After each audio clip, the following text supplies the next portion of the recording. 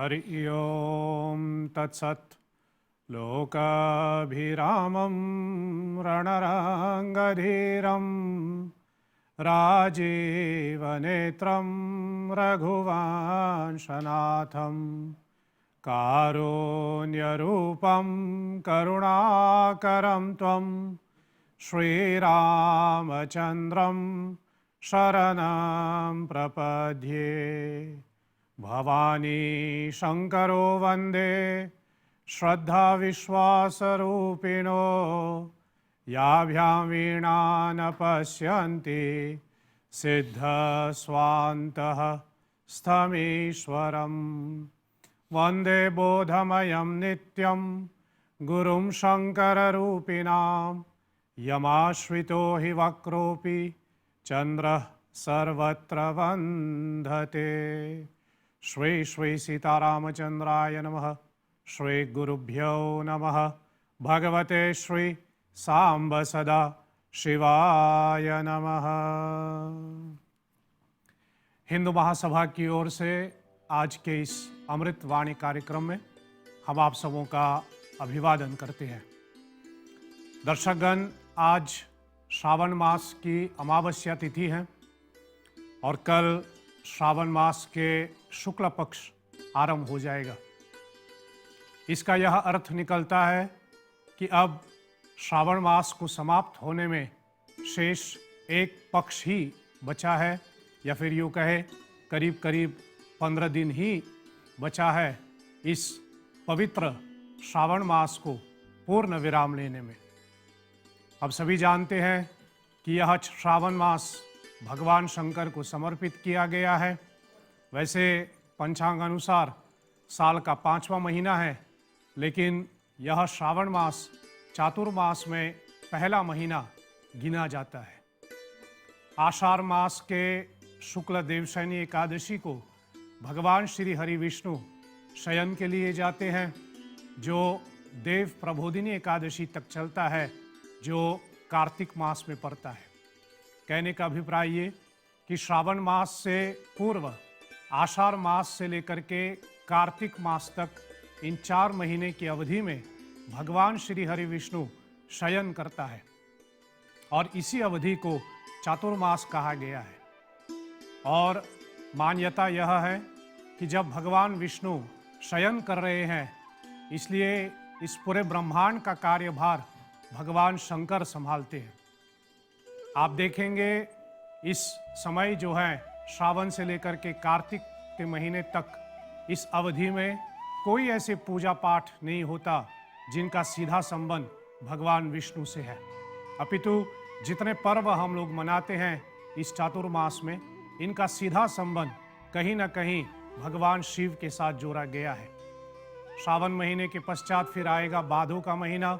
भाद्रपद में गणेश चतुर्थी मनाया जाता है, जो भगवान शिव के पुत्र माने जाते हैं।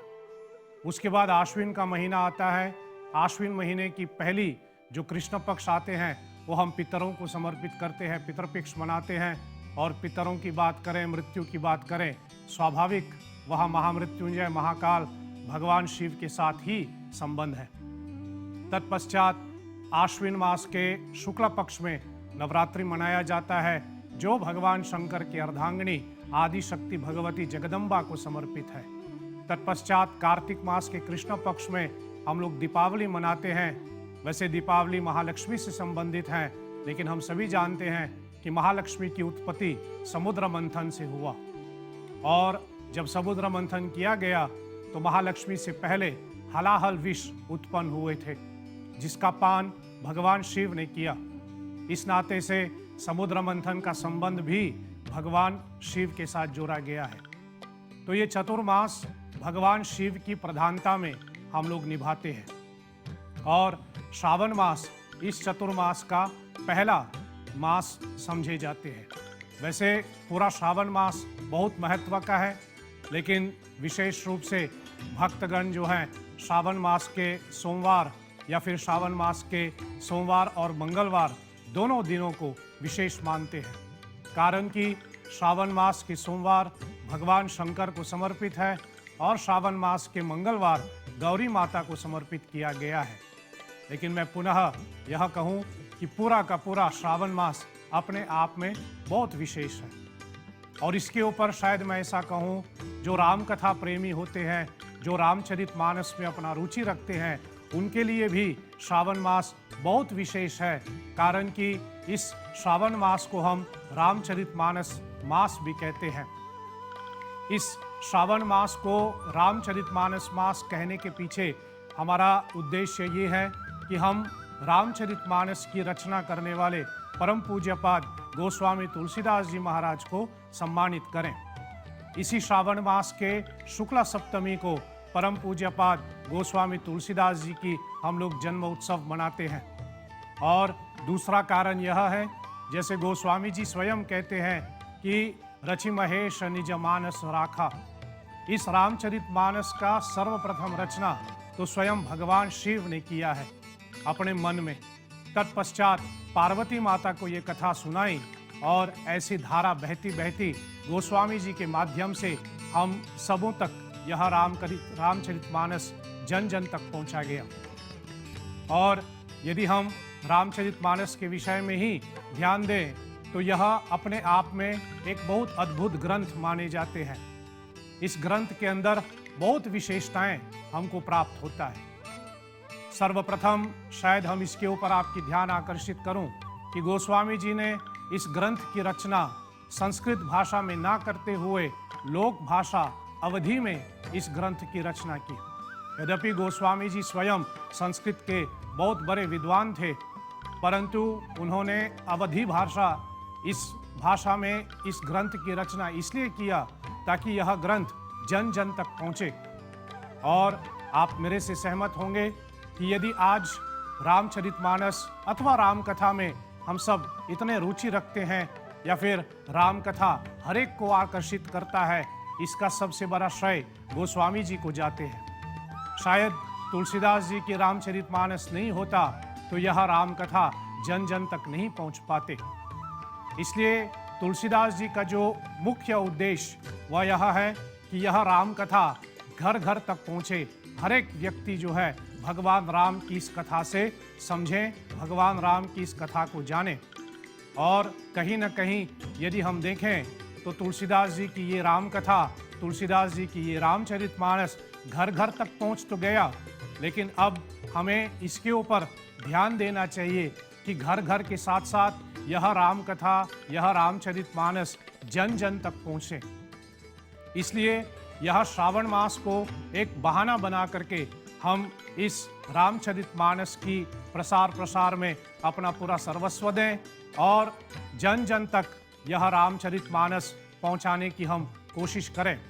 इसलिए मेरा सदैव का निवेदन रहा कि हर एक व्यक्ति के पास अपना एक रामचरितमानस होना चाहिए, क्योंकि यही हमें जीवन का सही मार्ग दे सकते हैं। और यह इस श्रावण मास में हम लोग रामचरितमानस का पूरा मास पारायण करते हैं, या फिर जो पूरे रामचरितमानस का मास पारायण नहीं कर सकते वह नव पारायण कर सकते हैं, यानी 9 दिनों में पूरी रामचरितमानस को बाँच लें। दर्शकगण, मैं आपसे यह निवेदन करूं, यदि पूरी रामचरितमानस का मास पारायण या नव पारायण आप नहीं कर सकते, कम से कम इतना तो हम कोशिश कर सकते हैं कि इस श्रावण मास में जो शेष दिन बचा है उसमें रोज हम लोग प्रतिदिन 1-2 चौपाइयों का पाठ करें। ऐसा करके हम सिर्फ रामचरितमानस का पाठ नहीं कर रहे हैं, अपितु भगवान शिव को भी हम प्रसन्न कर रहे हैं। भगवान शिव और राम का संबंध तो हम सब जानते हैं।